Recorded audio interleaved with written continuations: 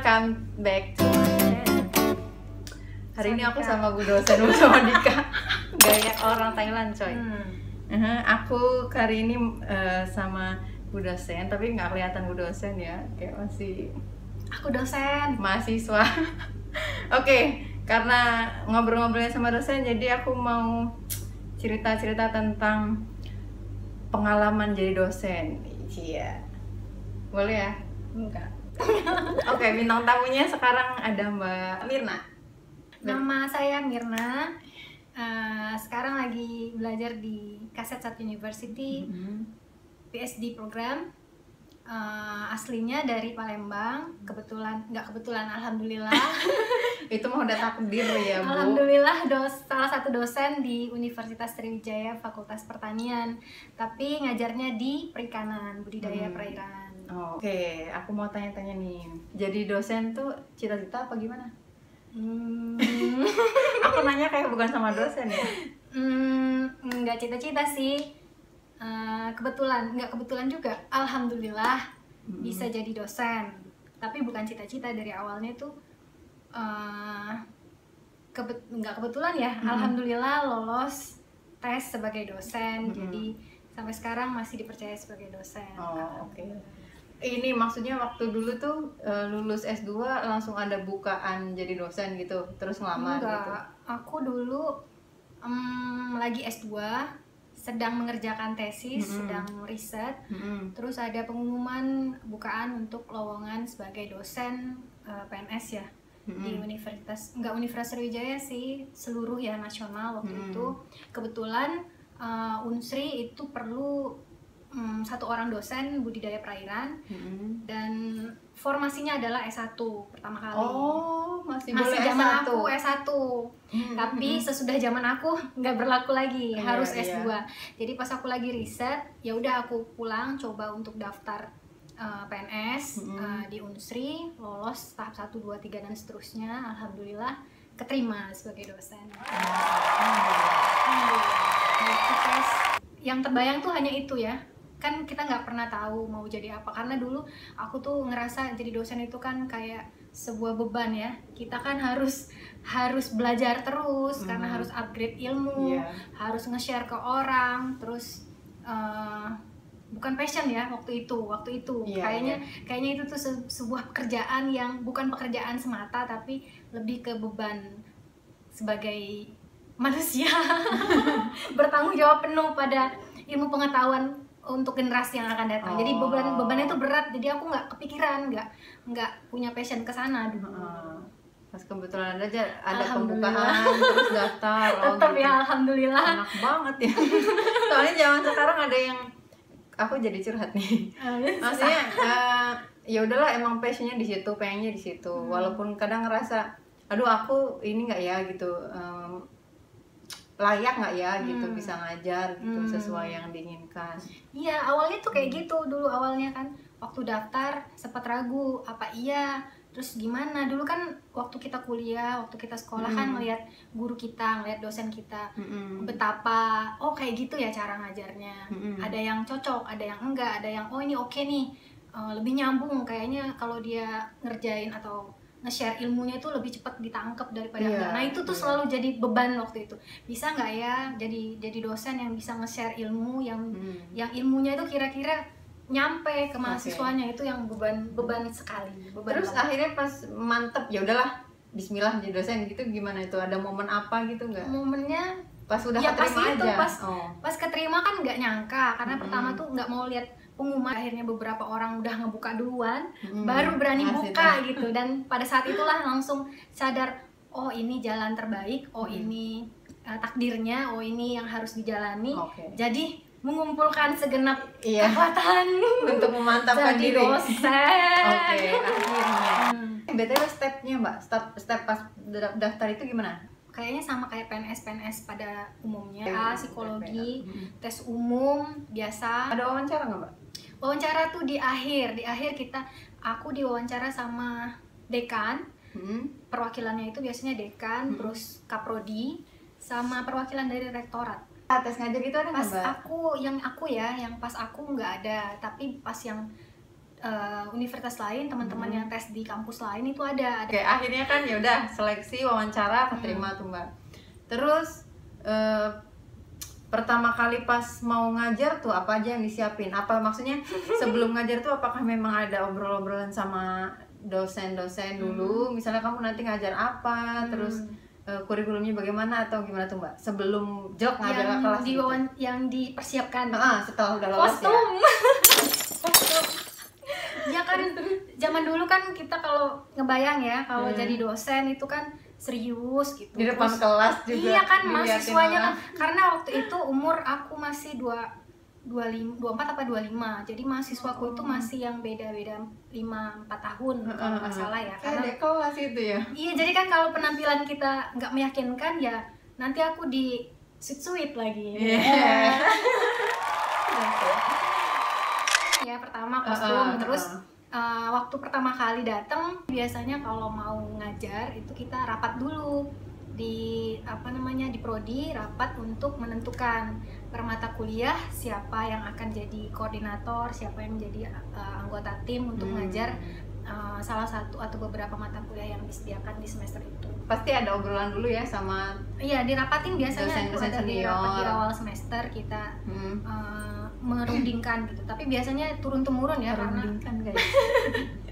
kan udah biasa. Kalau sekarang kan kita udah tahu nih timnya siapa, koordinatornya siapa yang biasa megang mata kuliah itu, jadi kita rapat itu hanya memfikskan aja gitu. Ya lumayan lah kayak ada coaching dulu ya Mbak. Iya pasti harus. Nah terus tuh Mbak kan ya udah siap-siap mau ngajar. Yang disiapin pas mau ngajar tuh apa selain tadi kostum ya, tolong penampilan. udah ya apakah misalnya baca lagi dulu atau iya pasti belajar dulu tahu. Iya ya Mbak. Iya karena kalau aku sih pengalaman aku sampai sekarang pun kalau besok mau ngajar itu biasanya aku persiapan dulu. Tapi kita di prodi di kantor itu kalau per semester ya, awal semester baru di akhir semester lama itu kita rapat dulu. Rapat itu tidak hanya menentukan siapa koordinator, siapa tim, tapi yang mau materi diajari apa yang akan diajarkan. Biasanya kan kita sudah ada di semester yang dulu. Iya, kan senior udah ada. Tapi biasanya kan di-upgrade. Ada perubahan nggak nih? Atau ada yang mau dihilangkan atau ditambah atau mau dimodif atau bagaimana, itu dirapatkan dulu. Kalau pribadi, persiapan pribadi ya pasti ya, maksudnya tuh ngecek PowerPoint yang dulu-dulu biasanya di-upgrade, kemudian ilmu-ilmu yang baru atau teknologi baru atau apalah yang baru-baru yang dulu nggak sempat atau yang dulu belum ada, itu disiapin lagi, belajar lagi. Itu ini nggak, maksudnya PowerPoint dari senior apa kita nyari sendiri atau nyiapin sendiri Mbak? Ada sih, ada beberapa senior aku tuh baik hati, dia ngasih gitu, apalagi yang mau sekolah biasanya dikasih tuh sama teman-teman.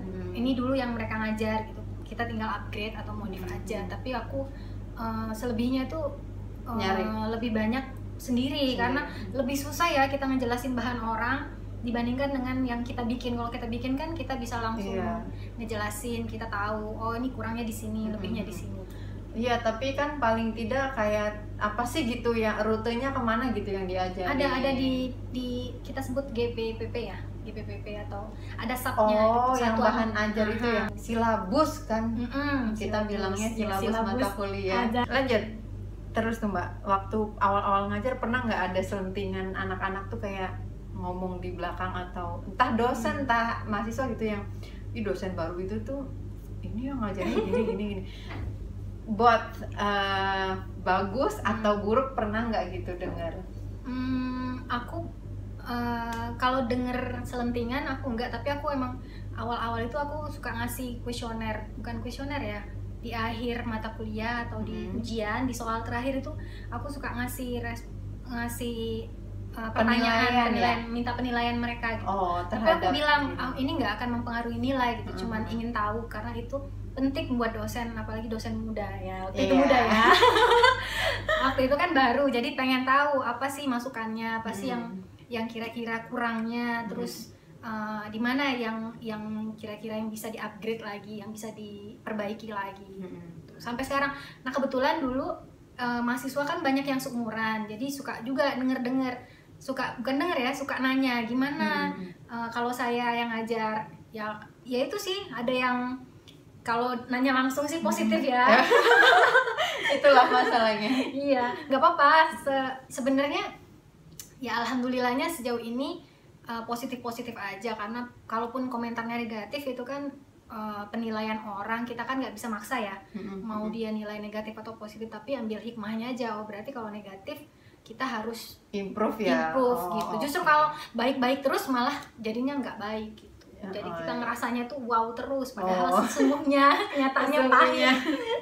Oke deh, ini positif sekali dosen ini ya. Panjang umur. Oke, kalau jadi dosen baru katanya, nggak tahu di negara lain ya Mbak, tapi kalau di Indonesia aku dengernya tuh kayak banyak disuruh-suruh sama senior. Misalnya kamu diajakin ngerjain project gitu, tapi tuh kayak ya udah dirimu semua gitu Mbak yang ngerjain, terus dia ya udah yang banyaknya yang curhat kayaknya sama kamu ya. Jadi apapun lah, kayak misalnya dalam hal penelitian ya bagus di kitanya, bagus kita dapat pengalaman baru untuk penelitian project gitu. Cuman kan capek juga kan kalau kita semua yang ngerjain. Terus kayak misalnya ada seminar nasional atau acara apa gitu loh Mbak, ntar yaudah nih anak baru biasanya disuruh jadi entah sekretaris lah, ketua lah acara gitu, ketua acara, jadi kan ngurusin semua administrasi dan macam-macam tuh. Kayak gitu bener nggak sih? Ya bener sih kalau anak baru. Ya bener gitu, maksudnya ada benernya juga. Beberapa kan ya siapa lagi yang mau disuruh, masa iya dosen-dosen muda yang nyuruh dosen senior, kan enggak. Tapi ya positif lagi, balik-balik positif namanya.